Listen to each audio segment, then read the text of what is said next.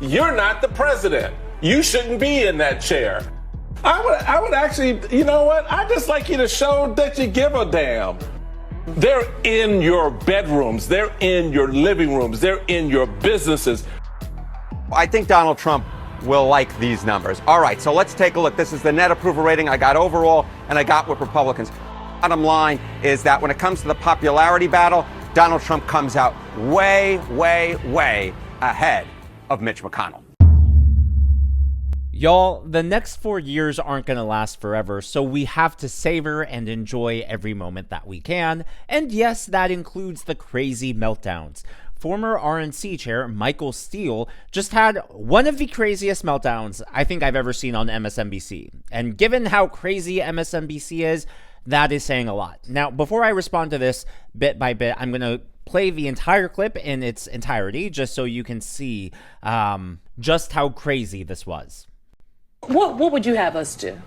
I would actually, you know what? I'd just like you to show that you give a damn. That you got a little emotion about the fact that people are losing their jobs indiscriminately. That this individual sitting down 1600 Pennsylvania Avenue has given absolute power to one man who brings his son into the Oval Office, whose son says to him, "You're not the president. You shouldn't be in that chair." Now, where did he get that from? He got it from his daddy, because that's what his daddy thinks of the man who brought him into the Oval Office. So I just like to see somebody wake the hell up and get excited about the fact that your country is under assault. They're not at the gate anymore. They're in your bedrooms. They're in your living rooms. They're in your businesses. They got your data, dumbass. They got all your stuff. Elon Musk has his tentacles in everything you're doing, not just off of X, but now he's in the Treasury Department. He's in the Labor Department. He's in the Department of Homeland Security.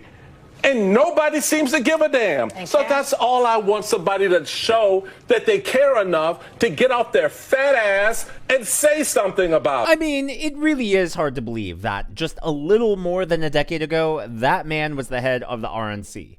And now he's just an open, flaming leftist. I don't know how that happens that quickly, but here we are. Before I dissect his arguments, I did want to show you this clip because he did reference X, not Twitter X, but X, Elon Musk's son. From one year to the next are the same, and they're to restore democracy. This may seem like, well, are we in a democracy? Okay, so again, I want you to pay attention to X's eyes. And what you're going to notice here in a few moments is Trump is actually going to look down at X. Now, if X was actually looking at Donald Trump, when Trump looked down at him, don't you think they would have made eye contact? I mean, that would happen if you were looking at someone and then they turned to look at you, your eyes would connect. But instead, Trump looks down, and to me, that makes it very clear that X was never looking at Trump. Rather, he was looking past Trump at the reporters in the Oval Office. Also, just to point out, Trump is silent this entire interaction. So if X is talking, he would technically be telling his dad to shut up.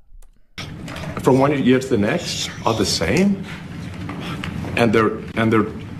Okay, and the next clip here is supposedly X saying you're not the president, but this is what Snopes actually rated as false. It can sound like that, and because leftists have dubbed it with the subtitles, but they did include the question marks because it's in doubt, it creates a bias, right? Someone suggests that that's what's being said, and you hear some of the consonants, and so it creates this illusion that that's what's said. But if you pay very close attention and really listen as close as you can, it's actually indecipherable. To restore democracy. This may seem like, well, are we in a democracy? To restore democracy. Because to me, what it sounded like was, you need to protect me, you need to go away, which doesn't make sense, but he's a kid, he's a toddler. Like, they say a lot of things that don't make any sense. So I just wanted to talk about that. I wanted to get that out of the way. But without further ado, let's tear into this Michael Steele clip. What would you have us do? I would actually, you know what? I'd just like you to show that you give a damn. That you got a little emotion about the fact that people are losing their jobs indiscriminately. Okay, two things here. Number one, the question is, what would you have us? What would you have the Democrat Party do? In other words, how would you get the Democrat Party out of the wilderness that we're in? What is your solution? And his solution is, I want you to get more emotional. I want you to throw a temper tantrum. I want you to protest. He's not providing any policy solutions. He's not providing anything substantive, any vision for America and how to make life better and how to rein in government. No, it's all about emotion, which is really rich, because I thought the Democrats were the party of science. I thought they were the party of facts. And Michael Steele here appears to say, no, throw that all out the window. Just be emotional. That's the solution. That's what the American people want. Yeah. Crazy, right? Number two, he wants people to be upset about federal government employees losing their jobs indiscriminately, which is really strange. Look, on a human level, of course, anyone losing their job is sad, but that is the point, is it not, of why is it that the Democrats and the media are upset when federal employees, who, by the way, don't actually produce anything, they don't provide any goods, they don't create the government does not create wealth in the same way that the private sector actually generates wealth and keeps our economy moving forward. All the government does is it consumes and it recycles and it disperses. And in worst case scenarios, through corruption, fraud, waste, and abuse, it takes money out of the pot and into the back pockets of bureaucrats and their allies. But what he's saying here is, I want you to mourn for these federal employees who, have dedicated their lives to public service but have just lost their jobs. Yet, where's the same soliloquy? Where's the same outrage for people in the private sector who lost jobs because of the COVID shutdown, or who lost jobs indiscriminately because they refused to take the COVID vaccine because they didn't want to take it for whatever reason? Personal choice, personal freedom. Where's his outrage over that? That this individual sitting down at 1600 Pennsylvania Avenue has given absolute power to one man who brings his son into the... Not true. Absolute power. Can Musk declare war on Europe? Can Musk set our financial policy? Can Musk... what power does he have outside of Doge? If it's confined specifically to Doge, that is not absolute power. Just saying. The Oval Office, whose son says to him, "You're not the president. False. You shouldn't be in that chair." False. Now, where did he get that from? He got it from his daddy. And you'll notice absolute zero pushback from MSNBC or the other guest commentator. That's what his daddy thinks of the man who brought him into the Oval Office. So I just like to see somebody wake the hell up and get excited about the fact that your country is under assault. They're not at the gate anymore. They're in your bedrooms. They're in your living rooms. They're in your businesses. They got your data, dumbass. They got all your stuff. Yeah, because calling constituents, calling voters dumbasses has worked out so well. That's what the Democrats should do. Go ahead and insult everyone. Take Michael Steele's advice, please.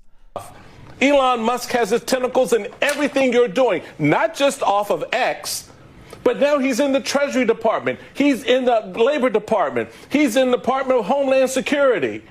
And nobody seems to give a damn. So that's all I want, somebody to show that they care enough to get off their fat ass and say something about it. He's saying the quiet part out loud. He wants performance art. He wants virtue signaling. He wants someone to perform like they're upset. He doesn't actually want someone to take concrete steps to find a solution or provide an alternative. No, just show that you care. Just put on a performance for me. I want you to rile up my emotions, get me feeling something, and that's your solution. If this is the advice that the Democrats are taking, no wonder they're in disarray.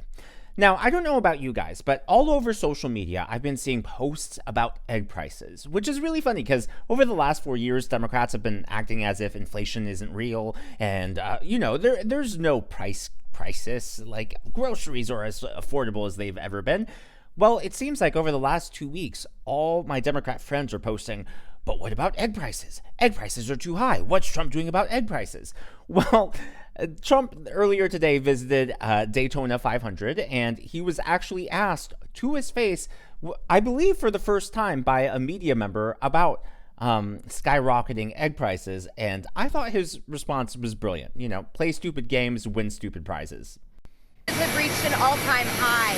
What's your Which is what? Egg prices have reached an Well, all-time there's high. a clue. It was a long, before I ever got here, it was at an all-time. This didn't, remember, I've been here for 3 weeks. And when you saw the inflation numbers, I've been here for 3 weeks. I have had nothing to do with inflation. This was caused by Biden. I had 4 years of virtually no inflation.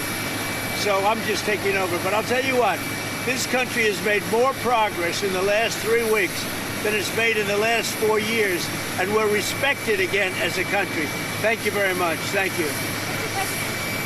Talk about a mic drop moment, and part of what makes it so powerful is that every single word he said is true, and the American people know it. It hasn't even been a full month. What's he supposed to do with this mess that he's inherited? It's going to take a while, not just to untangle everything, but for the solution, for the prescription, for the cure to take root, to take effect, and to get the economy back on the right track again. All of that doesn't happen overnight. It takes a while. There's so many moving pieces, and fortunately, Trump has moved quickly. So those dominoes are starting to fall, and the momentum is going to come. And before you know it, those egg prices, yes, they will drop. So no matter how much the media tries to shove egg prices down our throats, no matter how many times our leftist Democrat friends post about egg prices on social media, anyone with common sense knows what's really going on. And that's why Trump's approval ratings are through the roof. In fact, they're so good that even CNN's Harry Enton is admitting that Trump has a 99-point lead. Yes, a 99-point lead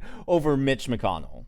He is underwater with everybody. He has got the ultimate, or some might say, sad trifecta of being underwater overall. Minus 39 points. 39 percentage points more of the electorate disapproves than approves of the jobs that he has done. How about Democrats? He's 58 points underwater. My goodness gracious, the chance that all of a sudden, just because he cast 3 votes against Trump, that he'd somehow become a folk hero with them is absolutely, frankly, insane. And then with the Republicans, of course, he's gone up against Trump before, and that's why he's 17 points underwater with Republicans. When you're underwater with Democrats, Republicans, and overall, the chance that you're going to become a folk hero, it seems rather low to me, Paul. Yeah, so, I think Donald Trump will like these numbers. All right, so let's take a look. This is the net approval rating I got overall and I got with Republicans. Look how much higher Donald Trump is overall versus Mitch McConnell. Look at that. Trump is on the positive side of the ledger at +3. Mitch McConnell, of course, underwater overall at minus 39. So Trump is 42 points higher than Mitch McConnell is overall. Among Republicans, of course, Donald Trump very popular there with a plus 82-point net approval rating. Of course, Mitch McConnell, again, underwater at minus 17. So you do the math quickly here, 82, 17. That is nearly 100 points higher that Donald Trump is net approval rating-wise with Republicans than Mitch McConnell is. The bottom line is that when it comes to the popularity battle, Donald Trump comes out way, way, way ahead of Mitch McConnell. Yeah, Trump is 99% more popular than Mitch McConnell, which is saying a lot considering McConnell's career and how influential he's been in the Senate. Now, the reason I wanted to point that out is because McConnell has been the one Republican who's been trying to block Trump at every turn. He hasn't voted for a lot of Trump's nominees for his cabinet, and he is probably going to vote against some of his other nominees in the coming days and in the coming weeks. So, there really is, believe it or not, still not to the extent there was in 2016, but there is still a fight for control of the GOP. It is a losing fight for the establishment for sure. But I just think that shows the dominance of Trump. And when you take that within the context of Trump's comeback, his political comeback since 2020, all the lawfare and political persecution, especially since January 6th, I mean, those are really just not just staggering, but quite frankly, historic numbers. But as always, all of that is just my analysis and commentary. That's what's going on in the state of Daniel, and I would like to hear from you. So, X, Elon Musk's son, what do you think he said? Democrats are claiming he said, "You're not the president, you need to go away." Personally, what I heard, and I know it's wrong because it just doesn't make sense. And yes, I know that toddlers speak gibberish, but I'm like, it's too outlandish. I mean, I don't have kids, so maybe it's not that outlandish. But I think he said something along the lines of, "You need to protect me, you need to go away." Or "You don't protect me, you need to go away." But I definitely feel like I heard a T and a D. So I'm just interested to know what y'all think. And like I said, people have already run this through audio software, trying to pick up the transcription, and it's just across the board inaudible. The experts aren't picking up anything. It's hard because of all the room tone. Elon Musk is talking, then the press is in the background. You can hear some camera shutters and all of that. But if anyone has any theories, I will be comparing your theories to what's on the audio. And if someone convinces me, I'll share that in the next video. But otherwise, feel free to theorize away. If you haven't already, please be sure to give me a thumbs up. I know it's a simple thing to ask for, but it really does help me reach more viewers like you in the algorithm. Be sure to smash that subscribe button. And yes, as far as the tongue click, it's more of a recent thing, but I just figured it would be fun to do something like